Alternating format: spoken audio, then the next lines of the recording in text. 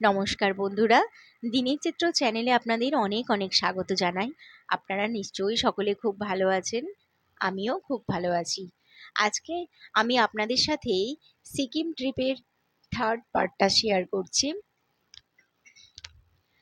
আমার সাথে আপনারাও আজকে সিকিমের গ্যাংটকের যে সাইট সিনগুলো সেগুলো আপনারা দেখতে থাকুন। আমরা বেরিয়ে পড়েছি সকালের ব্রেকফাস্ট করে লোকাল কিছু সাইট সিন দেখতে। এখানে বৃষ্টি এসে গেছে। আমরা যাচ্ছি একটা ঝর্ণা দেখতে। তো এখানে ঝর্ণার জল অপূর্ব সুন্দরভাবে বয়ে যাচ্ছে। পাহাড়ি আঁকাবাঁকা পথ দিয়ে ঝর্ণা বয়ে চলেছে আপন গতিতে। আর সবুজ বনানী সেই উপভোগ করছে সৌন্দর্যকে। আমরাও সেই সৌন্দর্যের সাথী হলাম আজকে। আমার সাথে আপনারাও দেখতে থাকুন কি সুন্দর অপূর্ব ঝর্ণা জল এখান দিয়ে বয়ে যাচ্ছে। আমরা সেই ঝর্ণাটা যেখান থেকে নামছে আমরা সেই জায়গাটায় যাচ্ছি।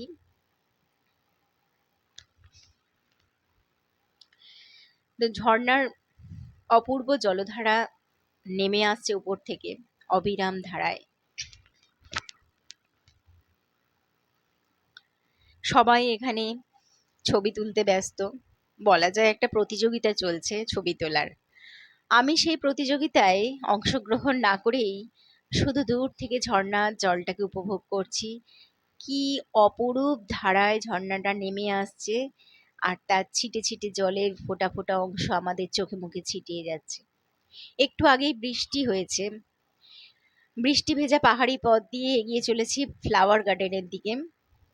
এখানে একটা ফ্লাওয়ার গার্ডেন খুব সুন্দর। জলাশয়ের মধ্যে কিছু রঙিন মাছ খেলা করছে আপন মনে। তাদের না আছে সময়ের হিসাব, না আছে সকাল না বিকেল না দুপুর কোনো কাজের তাড়া।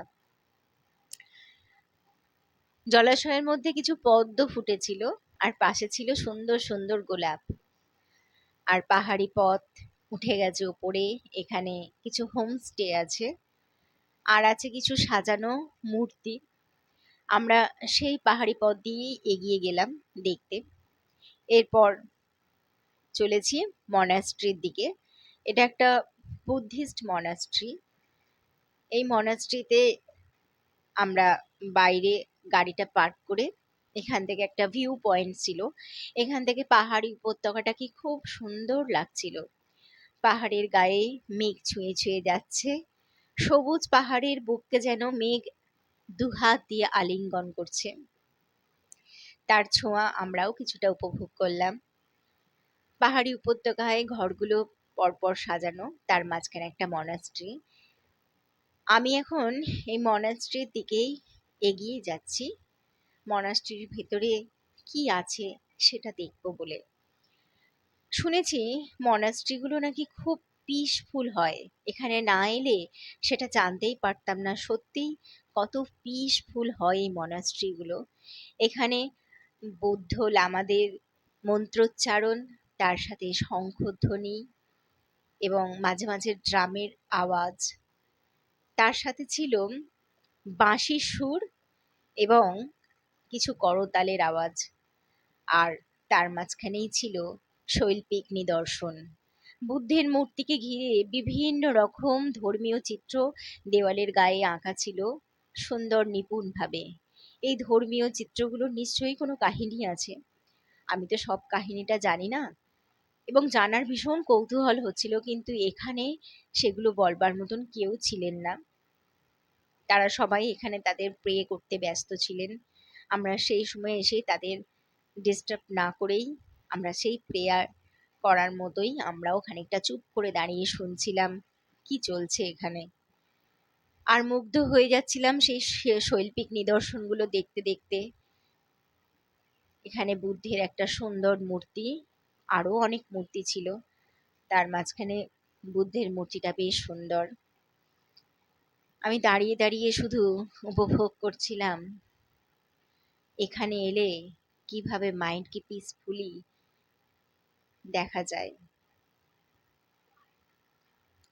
এখানে পাশেই ছিল একটা হল। এই হলেতেও বিভিন্ন রকম মূর্তি সাজানো ছিল। সেই মূর্তিগুলোকেই দেখে নিচ্ছিলাম বাইরে থেকেই। তারপর চলে এলাম হোটেলে লাঞ্চ করতে। লাঞ্চে ছিল ডাল, একটা সবজি, আর ছিল কাতলার কালিয়া। তো সেই লাঞ্চ করতে সবাই এখন খুব ব্যস্ত। প্রচন্ড খিদে পেয়েছিল। পাহাড়ি এলাকাগুলো তো এরকমই হয়, কিছুক্ষণ পরপরই হঠাৎ হঠাৎ খিদে পেয়ে যায়, সব খাবার হজম হয়ে যায়, 2 ঘন্টা ছাড়া ছাড়াই মনে হচ্ছে যেন কি একটা খিদে পেয়েছে খিদে পেয়েছে। সবাই ডাইনিং রুমে বসে দুপুরের লাঞ্চ খেয়ে দিয়ে নিয়ে রেস্ট নিলাম। তারপর সন্ধেবেলা বেরিয়ে পড়েছি এমজি রোডে কিছু শপিং করবার জন্য। এখানে এসে আমরা দেখে নিচ্ছিলাম কি কি আছে এখানে। বিভিন্ন রকম জ্যাকেট, শাল, সোয়েটার, বিভিন্ন রকম কোট, টুপি, মোজা, এছাড়াও ছিল নানান রকম ঘর সাজানোর জিনিস। তাছাড়া ছিল ছাতা, লোকে গিফট করার মতন ছোটখাটো উপহার এখান থেকে মানুষ কিনে নিচ্ছিল। বিভিন্ন রকম দামের সোয়েটার ছিল, জ্যাকেট ছিল, যার যা প্রয়োজন সবাই এখান থেকে কিনছিল। তারপর চলে এলাম হোটেলে। রাত্রে ডিনারে ছিল চিকেন আর ফ্রাইড রাইস। চিকেনের মধ্যে চিলি চিকেন ছিল। তো ভিডিওটা যদি ভালো লেগে থাকে অবশ্যই লাইক করবেন, কমেন্ট করবেন। ধন্যবাদ। সকলে ভালো থাকবেন, সদা হাস্যমুখেই থাকবেন।